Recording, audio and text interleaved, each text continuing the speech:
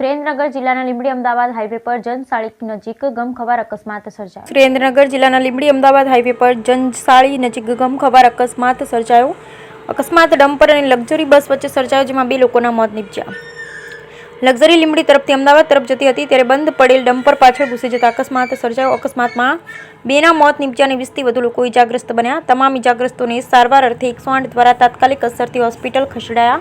ત્યારે અકસ્માતને પગલે હાઈવે પર ટ્રાફિક જામના દ્રશ્યો સર્જાયા. ત્યારે અકસ્માતની જાણ પોલીસને થતાં પોલીસ ઘટના સ્થળે દોડી આવી અને ટ્રાફિક દૂર કરાવ્યું. ત્યારે પોલીસે અકસ્માતનો ગુનો નોંધી વધુ તપાસ હાથ ધરી.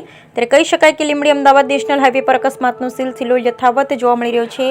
સુરેન્દ્રનગર જિલ્લાના લીંબડી અમદાવાદ હાઈવે પર જનસાળી ગામના પાટિયા નજીક ડમ્પર અને ટ્રાવેલ્સ વચ્ચે અકસ્માત સર્જાયો. પ્રાપ્ત થતી માહિતી અનુસાર ખાનગી બસમાં સવાર 22 લોકોને ઈજા પહોંચી.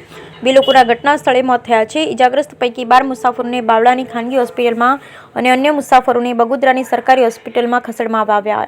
અકસ્માતને પગલે પોલીસનો કાફલો ઘટના સ્થળે પહોંચ્યો અને વધુ તપાસ હાથ ધરી. હાઈવે પર પથ્થર ભરેલા બંધ ડમ્પરને લક્ઝરીનો ચાલક જોઈ શક્યો ન હતો, જેને કારણે ગંભીર અકસ્માત સર્જાયો. બનાવની જાણ થતાં જ મોટી સંખ્યામાં સ્થાનિક તેમજ પોલીસ કાફલો ઘટના સ્થળે દોડી આવ્યો. પોલીસે લક્ઝરી કારના ચાલક સામે ગુનો નોંધી અને વધુ તપાસ હાથ ધરી. બ્યુરો રિપોર્ટ મહેશભાઈ ઉતરિયા, સુરેન્દ્રનગર.